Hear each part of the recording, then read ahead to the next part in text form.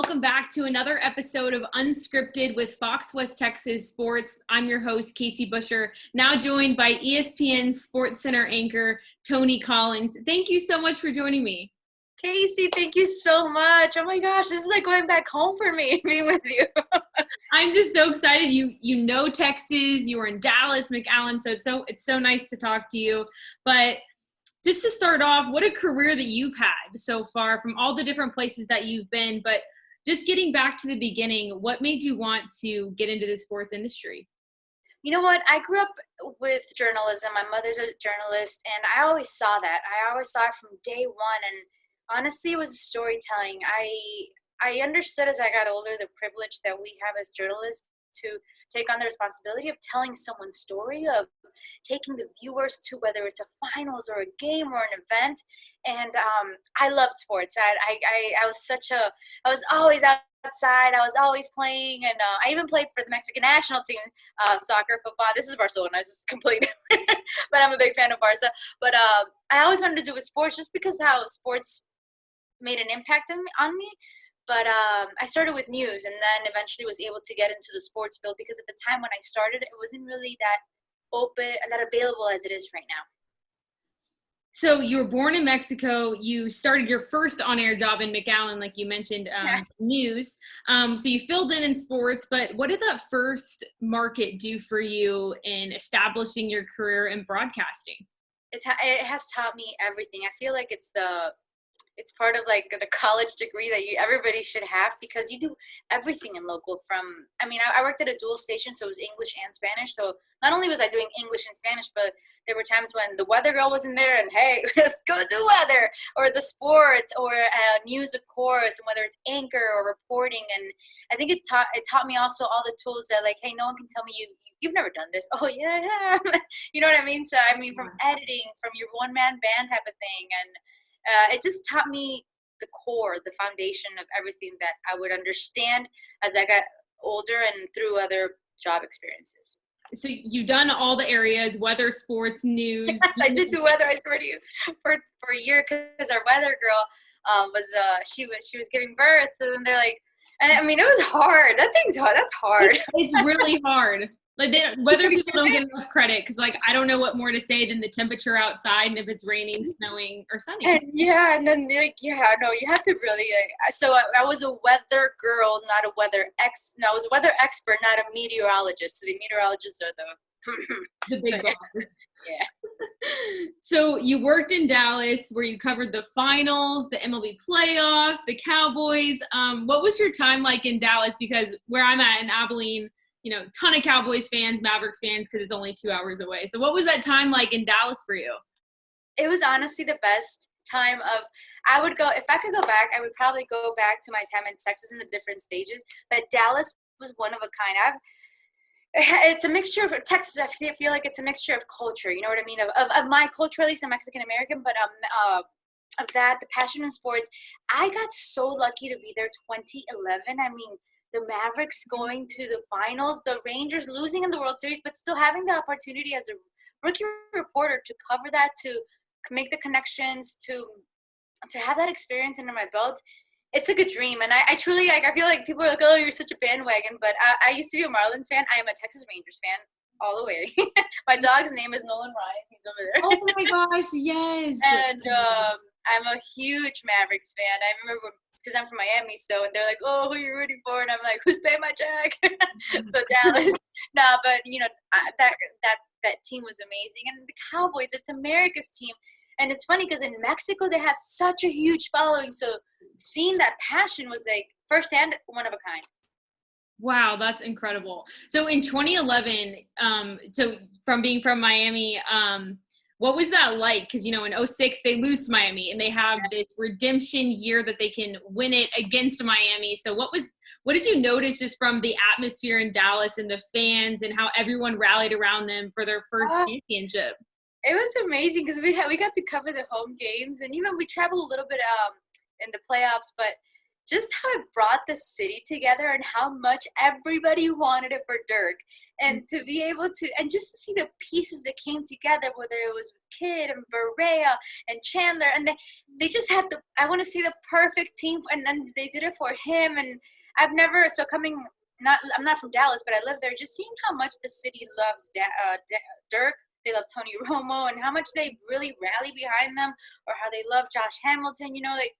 It's funny how it's a big city, but it's such a small family. When if they're yours, they're yours, and they support you all the way. So that was really nice. I know, it's the best. So what was it like covering the Cowboys? I mean, just the most unreal organization. It's America's team, but they've had 20 years of kind of a drought. So what was that like? I mean, isn't it crazy how the fans just continue to this belief, I'm like, I wish I had the way you handle the Cowboys, their fans. I wish I could handle my personal life like that. Like, they have this hope and belief in them that they're gonna change and it's gonna be their year. I'm like, this year I'll have a boyfriend. No, like, you know what I mean? It's like this the last thing they lose is hope, and they are passionate and they believe that they are the best team in the league. It's every year we're going to the Super Bowl. Every year. I'm like, okay. It's just not gonna happen. Yeah. So it's funny how you step into the world and you kind of like, I'm like, am I crazy or am I gonna start believing this too? You know, like, you go to those games in Jerry's world. You're like, all right, it's magical. Anything can happen. You know. Yeah, I agree. So you go to ESPN. Well, you go to Miami.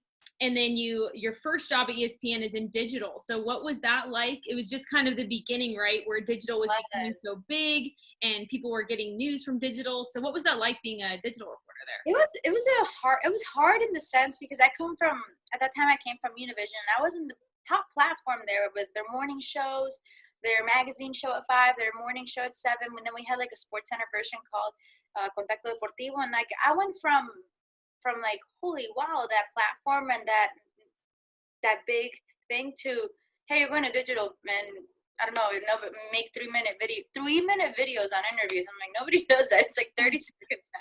But it was humbling. I learned so much because I went from switching from in Spanish television, our focus is Mexican soccer and whatever Hispanic athlete is doing great or well or following in the majors, and it was completely erased. I had to start learning bracketology, college hoops, college basketball, college everything, and focus more on not every day on the NBA and every day on every major league sport than just the following a certain player. So it was a great learning experience, great stepping stone, great. Thank God. And people start like, you're crazy, you're leaving what you know, you go into a different language, you don't know anyone. But that's when you step out of your comfort zone. I think that's when you get the best results in the end. Not immediately, but eventually. Yeah, absolutely. So with ESPN, how did you learn all of those different sports, the people, the backgrounds, and the history? Going from something you know so well with soccer to ESPN, where you're learning all these different avenues in sports. You know what? Unlike any other place I've ever worked, ESPN is one of a kind in the sense that it gives you the tools that you need. Honestly, we have a research department. Our coworkers, I want to say the analysts, the talent, they're so kind in the sense that if you reach out to them and you're like, hey, how can I do this? What can I do here? I would do videos, and I would go to my bosses and be like, okay, tell me what I need to do better here. And I'm never going to forget, one of them told me, he's like, we pay you to be better than this. And I'm like, so how? Explain to me.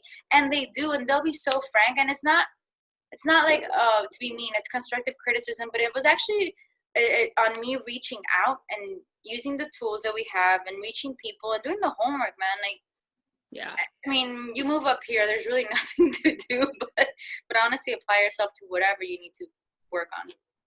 And so when you look back on your journey to get to where you're at, obviously, I'm sure this is a dream job of yours that you have now.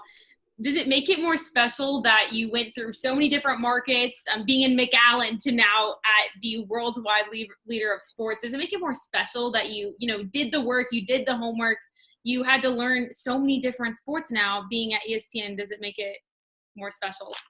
100%, Casey. Like, I don't think there's one day that I don't go on the side and I truly, I'm not lying. I say a prayer of thanks because I know it's a privilege and I know it can be taken away any day, and I really appreciate not only my coworkers, how they are, but like, I'm starting to now like look back a little bit and be like, okay, Tony, like good job. But I try not to, because I just want to get better. Listen, I'm human. I still make mistakes and I still get so mad about it. And I want to get better. And I think it's a privilege, and it's 100% that much sweeter to know that you've worked hard, but you know that there's still so much to do. So yeah. So people in those positions like you're in always say, you know, it's hard to get here, but it's even harder to stay here. Well, you've stayed there. And how did you do that? How did you continue to climb from digital to now being on SportsCenter? If I'm frank, I need to believe more in myself. But like, I've worked my butt off. Like, I really have. It's putting the extra time. It's asking for help. I never say no, in the sense like, if they need an anchor, if they need this and they need that, I'm like, yeah, give me the experience, whether it's a crappy shit. I've always taken the opportunity when it was presented to me, even though I've been scared out of my mind, maybe, obviously, with the second language, with going next to anchors that are legends, like Hannah Storm, or who I work with, David Lloyd. But at the end of the day, it's just, honestly, when you realize, wow, just be grateful and enjoy the moment. That's one thing that I maybe have, you focus so hard on being better and doing better, and that you don't enjoy what you just did. Like, oh my God, this is my first SportsCenter type of thing, and you're just worried about what you did wrong, what you did right. So it's been more of continuing to not believe that you're, I don't know, for me, I still believe I have so much more to achieve. So that's what keeps me, you know? So whenever you get to the status that you're on ESPN SportsCenter, it comes with a lot of fame, right? It comes with followers, it comes with, you know, publicity, all of the above. But it seems like for you, Tony, just the short time that I have talked to you, and anyone that I know that does know you or has talked to you before, just says how